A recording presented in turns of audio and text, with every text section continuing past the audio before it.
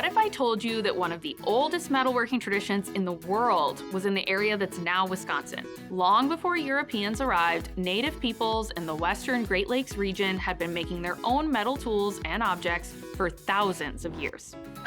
To learn more, we talked with anthropologists and Native historians. We found out that the story of copper in Wisconsin goes way deeper than we ever imagined. Our journey started at UW-Madison's anthropology collection. They've got a whole assortment of ancient copper artifacts. And because it's a teaching collection, we even got to touch some of these objects. How cool is that?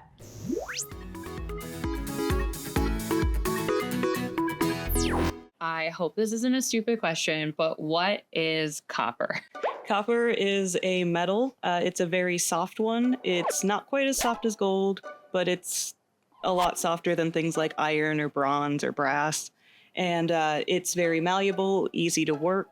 It is usually this kind of orangey, like metallic color. Copper that oxidized develops a green film, kind of like copper's version of rusting, but it's still very much copper when it's green. So what are some of the most common things that people make with copper? Here in Wisconsin and what's now Michigan, the earliest objects that were made out of copper were tools. So things like projectile points, or knives. So this would have been hafted onto a wooden shaft and could be used for cutting, might be used as a spear. There were woodworking tools, there were cutting tools. And then after several thousand years, it transitioned to mostly personal ornamentation or objects of some sort of ritual significance. Native peoples in the area that's now northern Wisconsin started working copper nearly 10,000 years ago. But where did all this copper come from? Tens of thousands of years ago, much of Wisconsin had been covered by a huge glacier for millennia. About 11,000 years ago, this ice sheet started to recede. As the glacier slowly scraped across the region, it exposed and deposited copper that had been formed in the Earth's crust about 1 billion years ago. Soon after the glacier disappeared, the first people began to arrive in the area. As they did so, they would have noticed copper that was basically scattered across the landscape, literally just on the ground for the taking in some places. Because this copper was so pure and abundant, it would have been relatively easy to start working it into things like spear points, knives, and all sorts of tools. This is a copper needle or pin. It's about 1,000 years old, and it still is sharp. And we found this in association or right next to a sandstone tablet that appeared to have red pigment on it. So we think one of our hypotheses about this object is that this was used for tattooing. Oh, that's so cool. Isn't it cool? Yeah, that is so cool. So where was this found? Where was the archaeological site? So this is from a site called Aztalan, which is outside of Lake Mills, Wisconsin. A lot of these artifacts are thousands of years old. Do we know anything about the people who used them or where they came from? All indigenous peoples in the Americas, the ancestors of today's Native Americans who made and worked copper in this region. And they did that over thousands of years. Our journey continued up to northern Wisconsin, where we talked with the Tribal Historic Preservation Officer of the Red Cliff Band of Lake Superior, Chippewa. He showed us a copper tool that was found in their ancestral homeland. So this one here is a copper implement that we found. It's a little point, and you could tell that it was worked. See, like a point. We used for hunting. This one here we found here in Red Cliff with our project we were doing, and it was dated 5,000 years ago. When people find copper, how does it go from, looking either like this or like that rockish looking one to something beautiful like this or to something more ornamental? The way copper was worked is you get a piece of copper, you would start hitting it with a rock on something relatively flat, like a rock that you could use as an anvil, like blacksmiths use. And then you would keep hitting it. Soft copper, the more you hit it, the more it will expand out. When it starts getting too hard, because you've been hitting it too much, it will stop expanding out, or it will even start cracking in areas. So what you have to do then is you have to put it in a fire, and do a process called annealing, which is where you heat metal up really, really hot, and you have to heat copper up to red hot and keep it in there for a little while, and it will get soft again, and you can start hammering it again, and you keep repeating that process until you get things like this. This is a little knife I made using these processes. Indigenous people in the Great Lakes region used copper for thousands of years.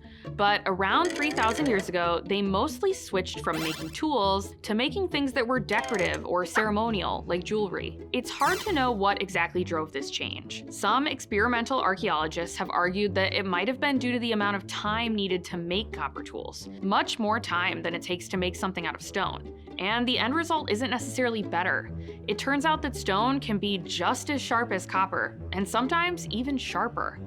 Changes in the environment may have also played a role. When the glacier receded around 11,000 years ago, the landscape that emerged was extremely abundant. This started changing around 5,000 years ago, and hunting and foraging may have taken more effort. Maybe the increased time spent gathering food and resources left less time for things like making copper tools, especially if stone tools were just as good. When you're presented these objects or when archaeologists find them, how do you figure out what these things were used for? That's a complicated question, and there's a lot of different things that we might do. One is experimental work. So making replicas of the artifacts and then using those replicas for the different tasks that we think something might have been used for. There are lots of ways that researchers might try and figure out what an object was used for. Experimental archaeology is just one example. Researchers might also look for signs of wear that can give clues to an artifact's purpose, or they might compare ancient tools to modern ones. Another research approach involves working with Native people who preserve Indigenous traditions and practices. In many instances, materials found in historical research or archaeological digs can complement the knowledge that Indigenous community members have passed down for generations. My way of looking at it is everything you need to know about the place is in its original name. You know, working with anthropologists, archaeologists, we went to a particular location and he wanted to do an archaeological excavation. He said, well, we need to know what they did here.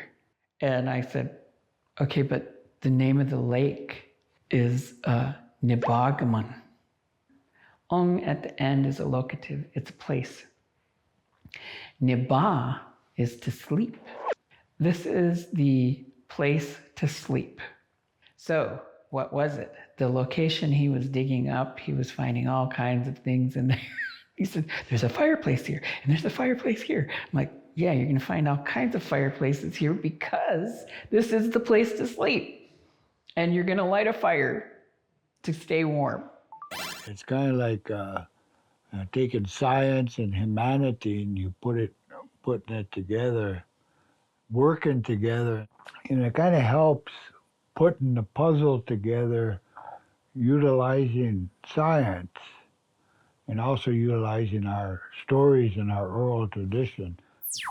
Copper working in the area that is now Wisconsin and Michigan is some of the oldest in the world. This copper history is part of the rich heritage of the Native peoples who've lived in this area for thousands of years. But this story is still being uncovered. There is a lot we don't know. By working with Native peoples and considering all sorts of evidence, we can shed more light on this underappreciated part of the region's history. Are you curious to learn more? Maybe you'll help do this research. It's also really pretty and shiny. So part of the reason it was used for personal ornaments and like ceremonial objects is because of how shiny it is. I mean, it is fun to also know that people in the past just also liked things because they were beautiful. Because I also like shiny things. Thanks for watching. Check out these links for more videos all about Wisconsin history.